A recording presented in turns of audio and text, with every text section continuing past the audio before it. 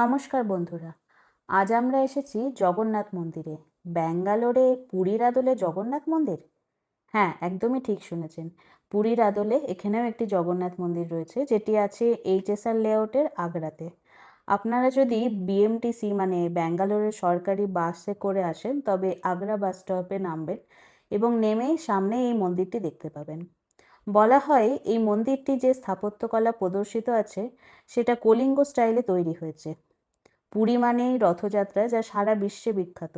এখানেও কিন্তু রথযাত্রা খুব সুন্দরভাবে উদযাপন করা হয়। আর গর্ভগৃহে ক্যামেরা অ্যালাউ না থাকায় আপনাদের জগন্নাথ দেবের দর্শন করাতে পারলাম না। এখানে উপস্থিত একজন দর্শনার্থী বললেন এই মন্দিরটি সকাল 6টা থেকে রাত 9টা পর্যন্ত খোলা থাকে। তবে এখানকার বেশিরভাগ মন্দিরই কিন্তু দুপুরে বন্ধ করে দেয়। তো এটি দুপুরে খোলা থাকে না বন্ধ থাকে সেটি ঠিক সঠিকভাবে বলতে পারবো না। তবে সকালবেলা বা বিকেলবেলা যদি এই মন্দিরে আসেন, আপনারা কিন্তু একেবারেই নিরাশ হবেন না। এই মন্দিরে এত সুন্দর কারুকার্য রয়েছে যে আপনাদের মন মুগ্ধ হয়ে যাবে।